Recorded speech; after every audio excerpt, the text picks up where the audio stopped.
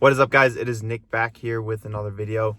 I want to do a little recap and a little update on one of my videos that I'd done a couple months ago. I probably should have done this a little bit sooner, but we're doing it now. So a few months ago, it is my most viewed video, I believe, on me saying making $20,000 a month at 23. I don't know what the title was exactly. Making 20K a month at 23 years old or something like that. And a few people in the comments were just straight up saying that it wasn't real. It had a lot of views. It got a lot of attention. And I kind of want to go back, break down how that month came to be and what I'm doing now. So to start off, I resell vintage clothing. So November obviously is literally probably the biggest month for e-com people who sell online, websites, because there is Black Friday. It is definitely one of the biggest shopping days just in general, maybe in-store retail as well, but definitely for online shopping 100%. And for my business as well is vintage clothing. It is probably one of the biggest seasons for Carhartt jackets. No, it is definitely the biggest month for Carhartt jackets, and it was, and I'm going to explain why. So 2 years ago, I knew that November was the biggest month for it, and so last year at this time, currently March, I started buying Carhartt jackets from March all the way up until November, and I literally was just putting them in a box and just holding them all year round. So all year until that point. So in November, to start off the month, I don't know what week exactly I dropped the Carhartts, but on top of Carhartt's Black Friday, and also I was at my peak for my page and getting the most impressions on my page. My page was growing the most. I think that month I don't know exactly, but I want to say it was around 10,000 new followers on my account, just because anytime I had posted anything with Carhartt on it, it just got a lot of views and likes and a lot of traffic to my website. So I think every single week was my best week ever on the website. I know for a fact that my fall drop, not Carhartt's, but just fall drop, was $2,500 in one day. My Carhartt drop in one day was $2,500 as well. And then Black Friday, I know, was another $2,500. So that's $7,500 in the 3 days. And then I also had Cyber Monday. I didn't do as much of a sale, but there definitely was a lot of shoppers. And then just in between, I think I was getting at a minimum $300 days. I probably had $500 to $700 days as well, because I was selling Carhartt jackets from anywhere from $150 to $300. So if I just sold one or two a day, that was pretty good. And the fact that I had bought them before November, when I sold them for the month of November, that was straight profit. Yes, it wasn't straight profit on the jacket, but when I do my sheets, whatever I buy in a month is my expenses, and whatever I sell in a month is my revenue. November, I had saved up so many pieces for fall that I didn't really spend that much. Oh, I also had an event in November too. That's what it was. I had a event. I think I made just over 3,000 at an event.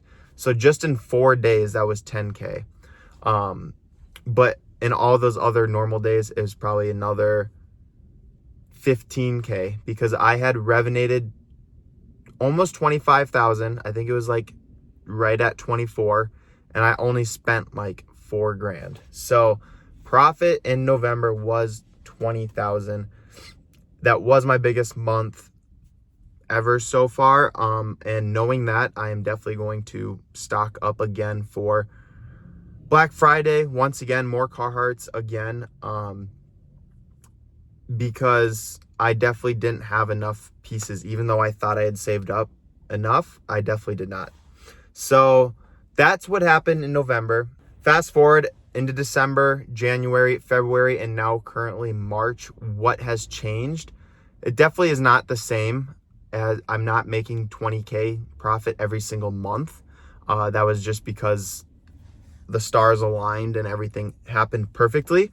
December and January were fairly well. I think I did about 15K in each of those months revenue, not profit. I kind of went back into the growth period, which is what I'm still currently in as a small business. I'm reinvesting a lot of my money I make back into the business. So my profit is not a ton.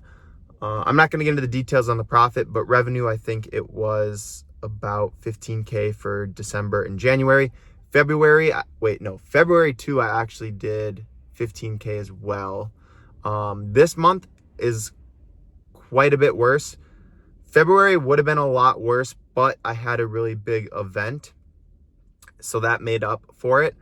And the reason why my February and March haven't been quite as good is because I had raised my prices and completely scared off a lot of my customers, which is a huge mistake on my end, but that's a big learning curve for me. I honestly thought if I grew a big customer base and then slowly raise the prices, they would just end up paying those prices. But the customers I had gained were just low paying customers, and when I raised the prices, they just stopped buying.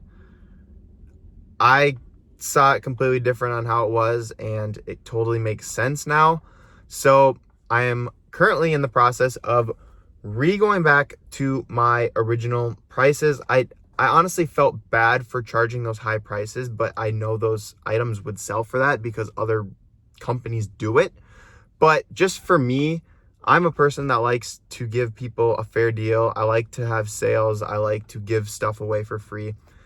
I like to just have a good community. I don't like to just squeeze as much money out of things as I can. So I'm kind of in the process of doing some sales and some marketing tactics to try to get my customers back and be like, yay, like my prices are back to normal. But anyways, so February was pretty solid.